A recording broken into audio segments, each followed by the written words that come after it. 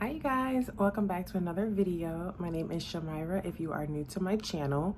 In this video, I'm going to be doing a code with me type of video, and we'll be in my CPT manual. I'm not going to be in my ICD-10 just because I feel like it's going to go faster if I just focus on one book.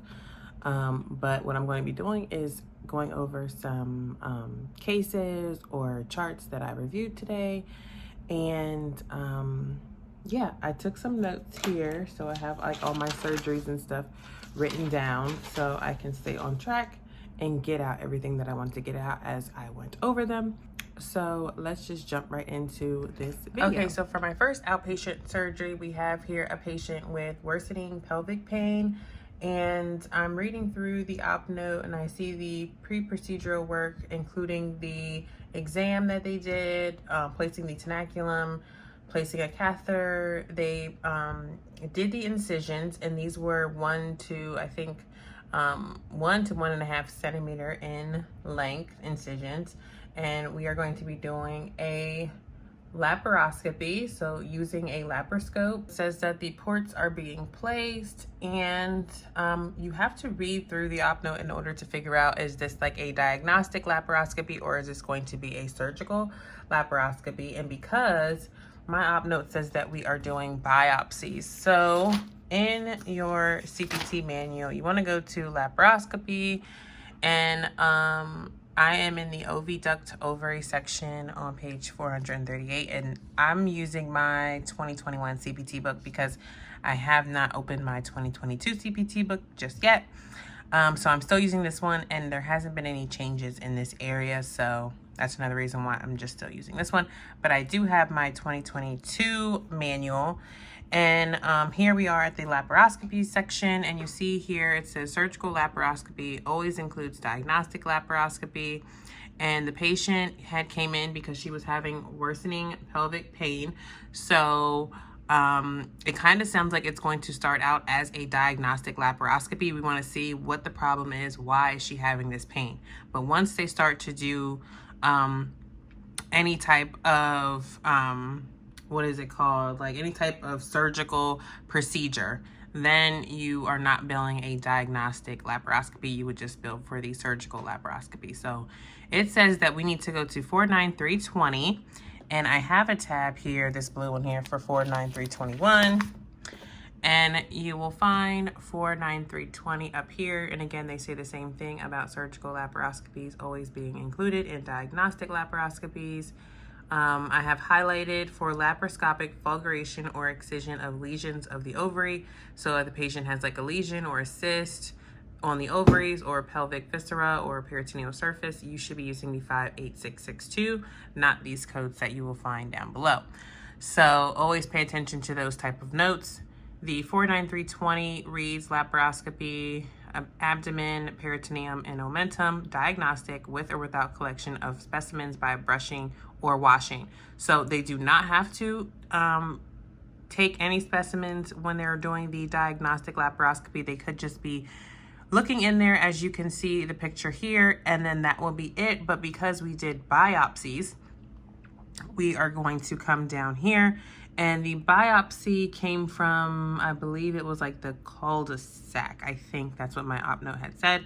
So I'm going to be looking at the 49321 laparoscopy surgical with a biopsy, either single or multiple. So if they did multiple biopsies, you only bill this one time. You don't bill it twice or 3 times because they took 3 biopsies. It's included. So 49321 is going to be for my first surgery that I have for today. And then my second surgery was a sterilization, and they did 3 burn sites on the fallopian tube, or each fallopian tube. So I would need to go back over to my female genital system.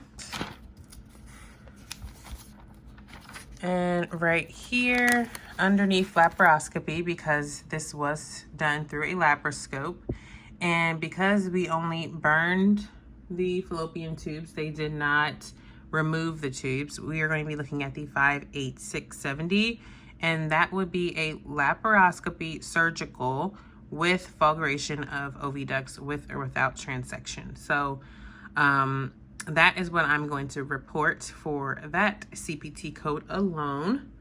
my third surgery that I have for today is a hysteroscopy with MyoSure for polypectomy, pre-work done, speculum, tenaculum. They sounded the uterus to get the length of the uterus. They also dilated the cervix to be able to fit the scope into the uterus to see the polyp that the patient has. So let me just skim through what I have written here. They removed the speculum. They can recheck the work. Okay, so let me go over to the hysteroscopy section because that is what we are looking at right now. And we should be underneath the corpus uteri section. So corpus uteri on page 434. And you just have to keep flipping through until you get to the hysteroscopy. And here is where the hysteroscopies begin at 58555, and that is just for diagnostic, meaning they didn't do anything else. They just put the scope up there to see what is going on and to see what could be the cause of whatever complications or concerns the patient has. But we're actually doing a procedure, so we're going to be looking at the hysteroscopy, surgical with sampling biopsies of the endometrium and or polypectomy with or without DNC.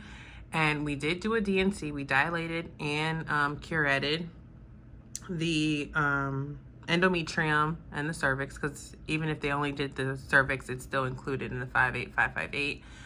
And I think we removed the polyp as well with polyp forceps. And I mentioned in my notes here, once they removed the polyp, if they reinserted the scope to make sure all of it was gone, that would be included in the 58558. You don't bill extra because they put the scope back up there. They're just making sure that everything is gone. What else do I have? Oh, at the end of this procedure, they also placed an IUD. So I'm going to go over one more page back into the introduction section for insertion of an IUD. And because this was done at our outpatient facility, I do not bill for the Mirena that they put in there. So you see I have the J7298. This would have been supplied by the facility, not by the office, my OB practice office. So the facility will provide the Mirena and they will bill for it on the hospital billing side or the facility billing side, whatever one you want to call it. But we do not bill for the HCPCS code. We only bill for the insertion of the IUD along with our hysteroscopy and DNC. So I have 58558, and then I also have 58300 with modifier 51 because of it being a multiple or a second procedure. Modifier 51 is for multiple procedures. So after that, I then have some post-delivery notes that I had to bill. And well, technically they don't get billed because we had billed global. And let me show you guys that. I think I wrote down the page number. So let me show you. We reported the 99024. And I actually never knew where this code was until today because I wanted to be able to show you guys. But it's on page 813, if I can get there. 800 and back one. Okay, so underneath the special services, procedures, and reports, miscellaneous services, you see right here, 99024 is for a post-operative follow-up visit, normally included in the surgical package to indicate that an evaluation and management service was performed during a post-operative period for a reason or reasons related to the original procedure. So I've reported the 99024 because another OB practice within my same medical group delivered a baby and they billed global. So they either reported the 59400, the 59510, I believe that's the one, either one of these. So they either did it for the vaginal delivery or the cesarean delivery. And when you bill global, you do not bill for the post-delivery care. So when the patient is in the hospital the day after they deliver, let's say they're there for 2 days.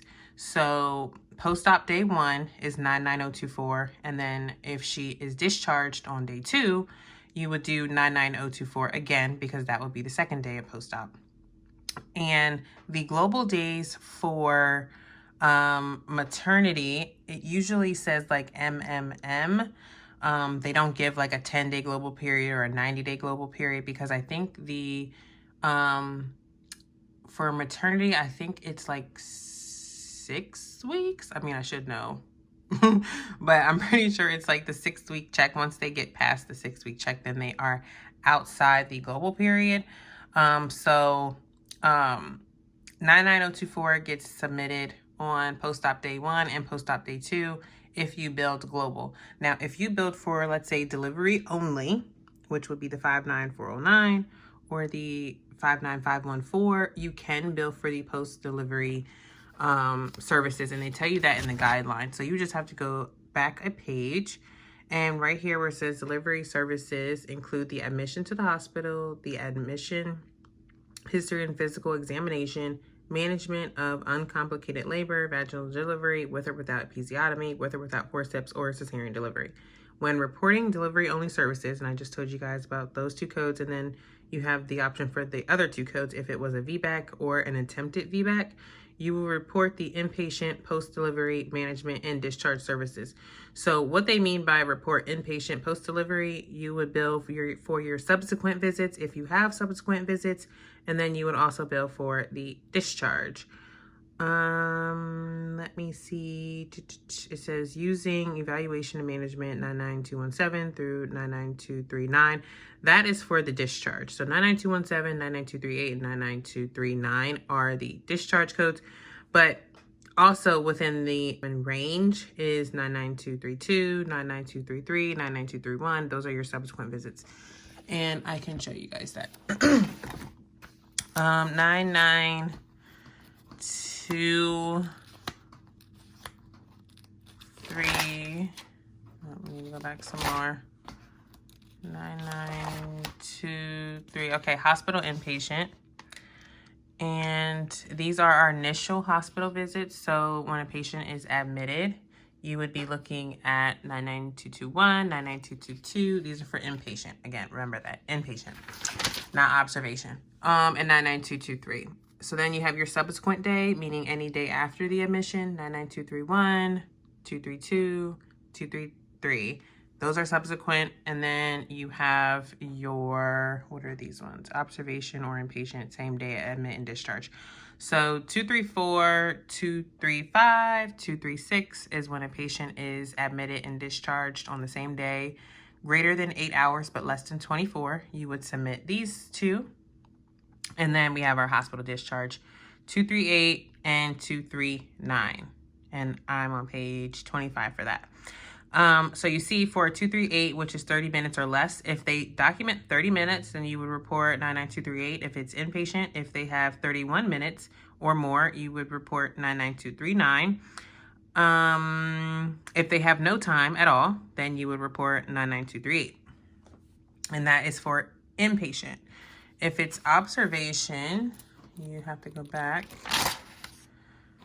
2 pages, and you will see we have hospital observation, we have the discharge. There's only one code for discharge, so it doesn't matter if it's 30 minutes, 31 minutes, 32 minutes.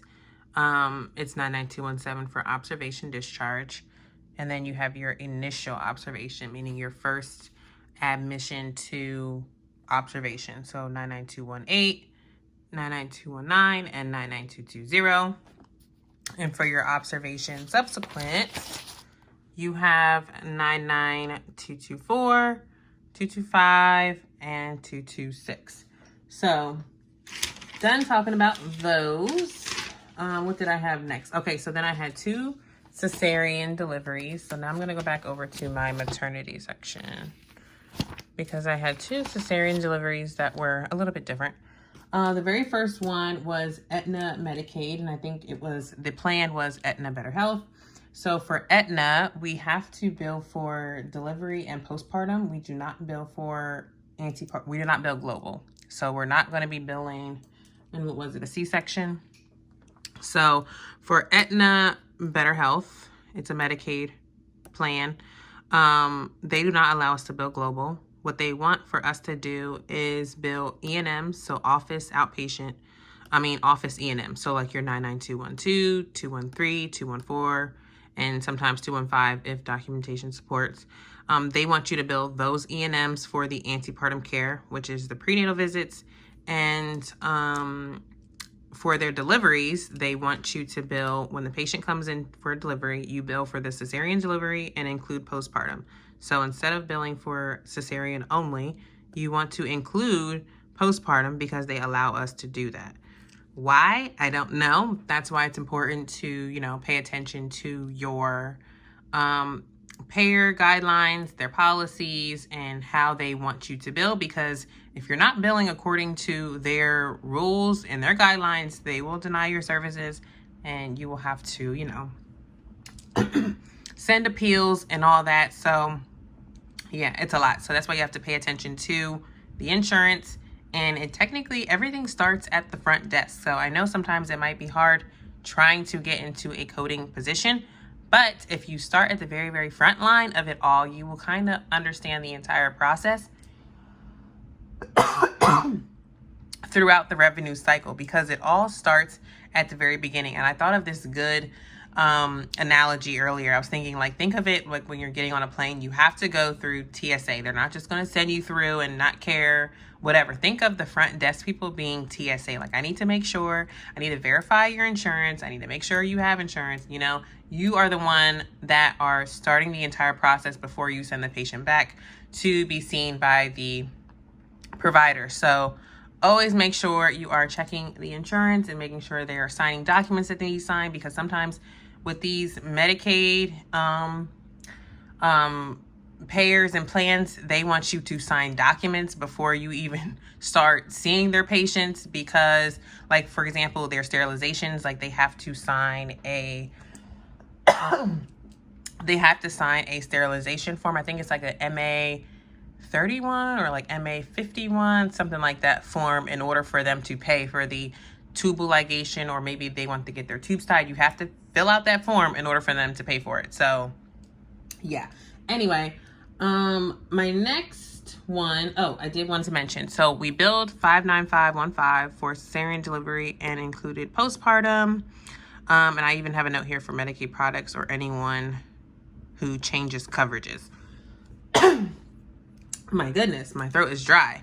But yeah, so I had to bill that. And then because I think it was Aetna, yes, Aetna Medicaid, they also wanted me to use modifier TH for their cesarean delivery. So I had to include modifier TH, and I also included modifier GC because my provider was working with a resident. So that GC modifier is whenever you are, whenever the patient is delivered at a teaching facility, meaning there's residents, you want to make sure you append modifier GC to your services.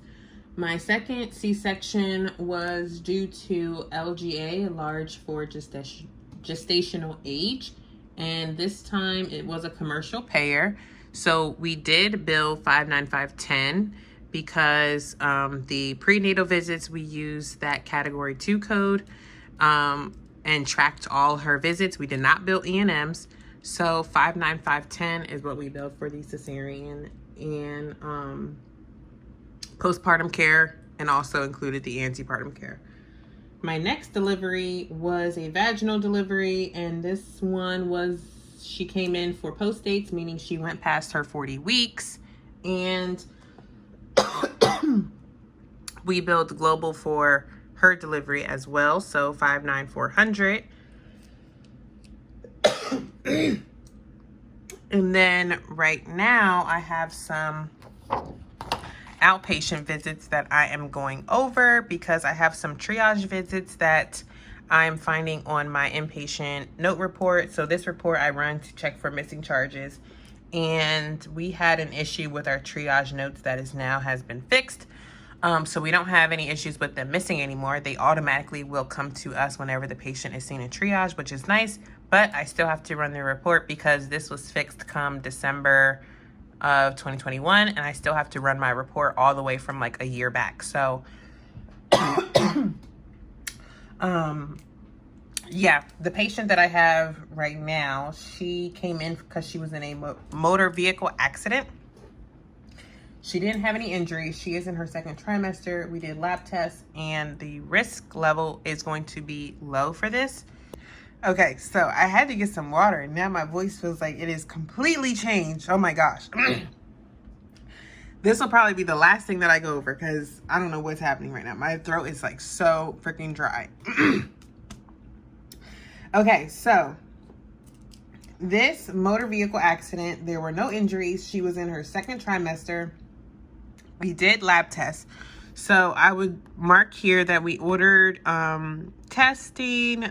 We reviewed the results of those tests, and then I came up with a low risk. So I will be reporting the 99213 for this outpatient triage node. So yeah. Oh my gosh, I am trying to gather myself. This is crazy. That is it for the video. I hope you guys enjoyed it. I'm sorry, like towards the end, I don't know what was going on, but I felt like the more I talked, the drier my voice got. And I have water here, but it's not helping me at all. But yeah, thank you all for watching. Make sure you give it a thumbs up. Your girl is over here choking, okay? I hope to see you all in my next one. Bye, guys.